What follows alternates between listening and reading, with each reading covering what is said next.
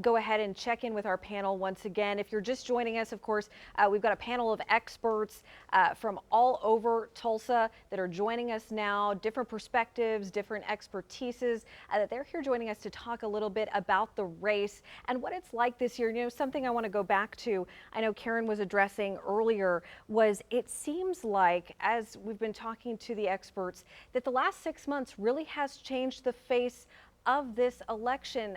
Panelists, does anybody else kind of want to chime in to that? You know, as we've been talking, this is typically a nonpartisan election. This is typically something that, as some people have said, sometimes is a sleepy election. Yet the last 6 months, really a very different time than we've seen in the past.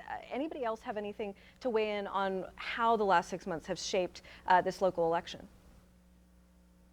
The last 6 Oh, go ahead. I was going to say that the last 6 months has shaped this election due to COVID and due to race relations. Those are two of the biggest things happening in the world, and people want to see change everywhere. Every day I speak about systemic racism and how it's built into all of our systems. In Tulsa, again, we know we have a really ugly racial past, and whether anyone wants to admit it or not, a lot of this, I mean, part of the decision of why Greg Robinson decided to run has to do with race relations, you know, that has to do with police reform and all of these things that have plagued our city for hundreds of years. And so I just think it's time for change across the board. COVID showed us that racial disparities exist at an even greater chasm than what we originally thought. So I think that's the impetus for it, and I think that's a lot of the reason that we're seeing the race that we're seeing today. Thank you, Risha. Anybody else wanted? I know some others wanted to chime in here. Sure, just to sort of echo what Risha said and what the last person that was interviewed said about the mayor running his campaign and kind of building his brand on data informing policy. I think COVID-19 is one of those things that really has given us the ability to hold him accountable. I know a lot of people feel like he was really dragging his feet on implementing like a citywide ordinance for everyone to wear masks. And then as far as race relation goes, there are many things that we could point to. I know that in the Tulsa World article about getting to know the mayoral candidates, he really has had to point to a lot of the economic benefits that he has for the city and that he's brought two of the largest employers to the city. And I think that that's really a good way to optically sort of check a box for somebody who doesn't understand all of the inequity issues that exist in Tulsa. It's great that we have two very large employers that are very close to North Tulsa, because we know from the equality indicators that there are more jobs available in Midtown than there are in North Tulsa. But if you don't have an understanding, a deep understanding of these complex issues, it's one thing to bring an employer to North Tulsa. It's a completely separate thing to realize that some of the challenges that these people are facing that North Tulsans are facing are, criminal records, which we can thank Vanessa Hall Harper for doing work in that area for the Expungement Expo. I think that's why she's so loved by her district, because she really speaks up for the issues. But there are also issues like transportation. You know, it's great to have an employer in North Tulsa, but if you don't understand the complexity of these issues, you may not realize that people cannot get there because they don't have transportation. So one thing that I really think is going to be important is that we really hold elected officials accountable and have a deeper understanding of these complex issues, because it is really easy to say, yes, I have brought two of the largest employers to the city. And I think people who aren't from that, don't have the similar experiences or challenges, it would be really easy to just be like, that's wonderful. But I'm wanting to make sure that people who live in District 1, that people have a deeper understanding of the complex issues that they face, like transportation, like criminal records, things like that, need to really be brought to the forefront so that we can actually create effective change. Like, it's one thing to put something somewhere. Access is a completely different thing. We've been talking about that with voting, right? So it's important for us to represent accessibility and really take a critical lens to our elected officials to make sure that when they are putting forth policies or saying that they're doing these things, that it's actually benefiting the people who are the most marginalized in our city. Thank you, Ariel. Another thing that we have not talked about just yet, one of the attention-grabbing propositions on the ballot. Proposition 2, of course, changing the pronouns in our city language to be gender neutral. That is something that other cities in the country have started to do, cities like Nashville. I wanted to check in with Toby and see, I think we talked to you earlier in the week about this, but let's talk about it again. I know that this is the first time we've seen something like this proposed on the ballot here in the city. Well, when this particular charter was authored,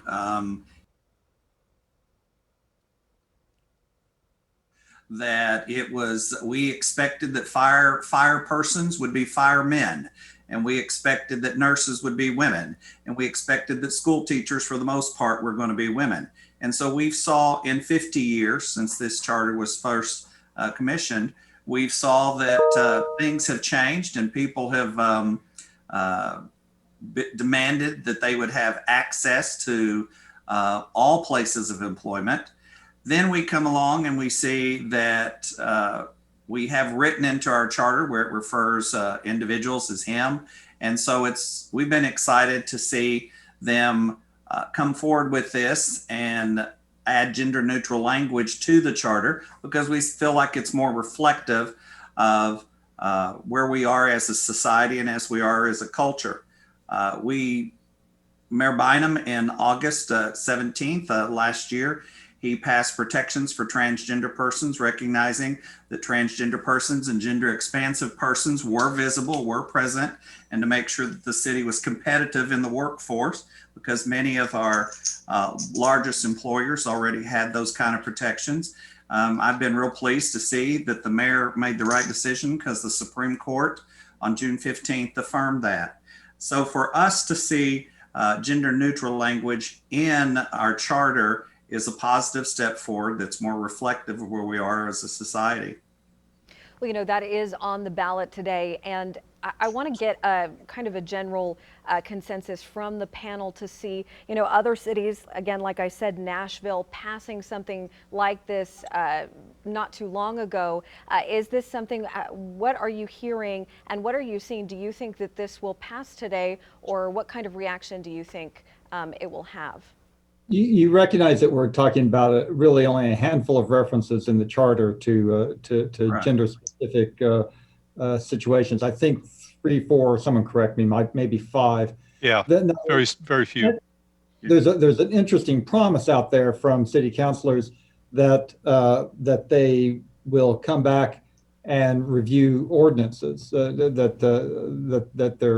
That city ordinances have far more references to gender-specific situations, policeman rather than police officer, fireman instead of firefighter. And quite possibly, depending on the results of tonight's election, we'll be able to test the amount of ardor for doing that. Mm-hmm. If I can briefly offer a social science perspective here, when it comes to city questions and charter amendments, we typically tend to see, now this isn't always the case, but very often voters simply agree with them. And I wouldn't be surprised if many, if not all, of these initiatives were to pass. What ends up happening is that voters assume that if the city is asking whether or not something ought to be changed, they must have a good reason for doing so. And therefore, I ought to say yes. We refer to that in psychology as acquiescence bias. It's something we see all the time. And I wouldn't be surprised if all 5 amendments end up passing tonight, both because some of them have fairly, widespread popularity, also because many of them are fairly uncontroversial, but also due to this acquiescence phenomenon. Yeah, absolutely. We've seen that over and over again. In 2017, we had a large number of charter changes, some of them very substantial, and involving redistricting process, the different stages of our elections. And there really wasn't much discussion about them. People just ticked them off and voted for them, and which is really kind of a shame.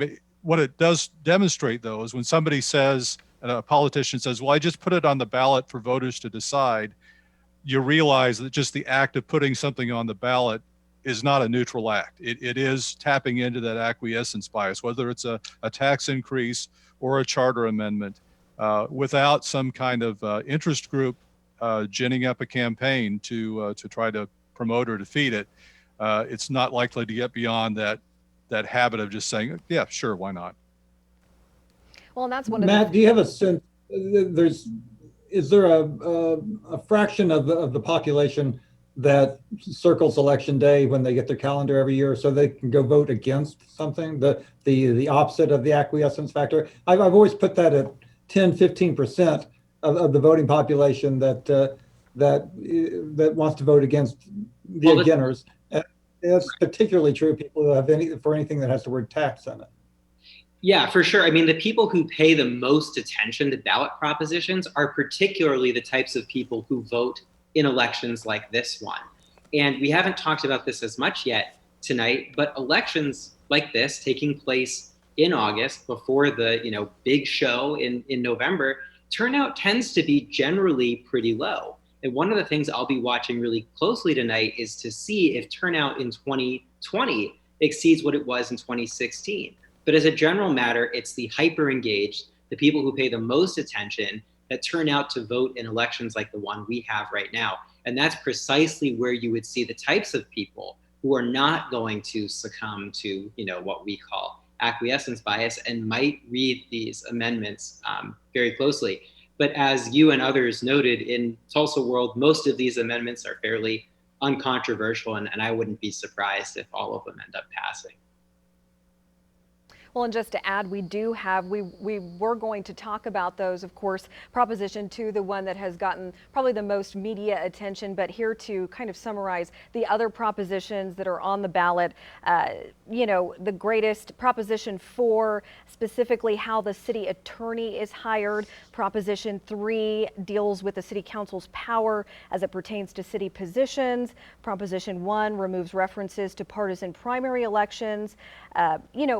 A lot of these, I think I saw someone say, kind of housekeeping items, if you will. Proposition 5 dealing with the city attorney's office description, cleaning up our language in our city charter other than Proposition 2, which is, of course, also addressing language, but obviously getting a little more attention.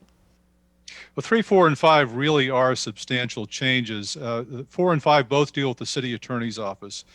5 would remove what is effectively right now a veto power that the city attorney has. He can say that if he believes that an ordinance or regulation passed by the city council and signed by the mayor is not acceptable under Oklahoma law or under the Constitution, he can turn it down without any form of appeal. And he's somebody who's not directly accountable to the voters. Prop 5 would remove that veto. He would be able to advise the city council as to the legality of what they're proposing to do. But ultimately, if they wanted to go forward and perhaps risk a lawsuit, they'd be permitted to do that, which they currently are not allowed to do. And Prop 4 would actually involve the city council in much the way the Senate is involved in confirming an appointed city attorney. The one sticking point for a lot of people is they're happy to have the additional accountability of involving the city council in selecting this attorney who oversees all the legal aspects of Tulsa government. But they don't like the idea that he would then be protected under the civil service classification, basically be immune from removing for office for policy reasons. He would only be removable for malfeasance or some sort of failure to do his job. Proposition 3 is interesting because it would provide for means and purposes for removing people from city boards, commissions, and task forces. Currently, there's no standard. So in some cases, if members of these decision-making bodies don't show up, they can deny a quorum to the entire body, and nothing gets done. That's I think that's a pretty obvious piece of necessary cleanup charter change to set minimum standards for serving on boards, commissions, and agencies. Well, I'd like to ask the panel, a lot of you very educated on every single one of these propositions. When we have an election where there's a fairly large interest in the mayoral election, the city council seats, but maybe this has gone by the wayside, do you think that folks are studying up on these propositions and are going to be motivated to vote for these, or are the other bigger elections, are those kind of stealing, I guess, the spotlight from people studying up on what these propositions actually mean? Well, that's always the risk when you have city elections happening at the same time as a presidential election. It was a change we made not that many years ago, and I think it was a huge mistake. Rather than for a time we had odd numbered years for city elections, but people really could focus their attention on local issues without the overshadowing of presidential and senatorial type races. But what you're implying, I think, is true. This is an election for mayor of Tulsa with some interesting city council races, but the charter change issues are of passing interest to most voters. Mm-hmm. I agree with Wayne. It's really about the mayoral election. People don't study these charter changes as closely as they should. And in all honesty, the way they are written, even if you study them, they are really confusing when you get to the poll and you're trying to figure out how it is that you need to vote. I think they need to be written differently. The legalese can be confusing for a lot of people. It's a real challenge because you've got to meet that 8th grade reading level under state law for the propositions, but the actual substance of what the charter change does is buried somewhere on the city council website. I had to do quite a bit of digging up. I tried to make that available to my readers at batesline.com so they can actually see what language in the charter is going to be changing. And even then, you really need some sort of historical context to understand why is this even coming up? Why is this deemed important enough to put on the ballot?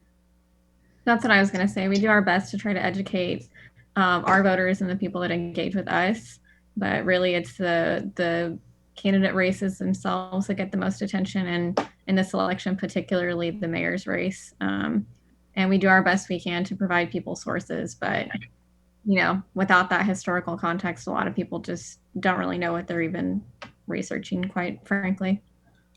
Sure. And to echo essentially everyone, and to some extent is the ballot options, but I think those who are getting their sample ballots early or who are doing mail-in and have time to do their research, we certainly see an uptick of professionals who are asking, what are these propositions? Same thing legally, I can't read this. I mean, I'm not sure what sense this makes. It's perfectly plain English, but still is just hard to decipher. So a lot of that was even reaching out to city councilors directly and saying, hey, can you guys make sense of this for us? What's on here, what's happening, resources to Tulsa World articles about this, or really anyone that can kind of help decipher and put all of these propositions in context was really critical for educating our voters as well. All right, thank you so much, guys.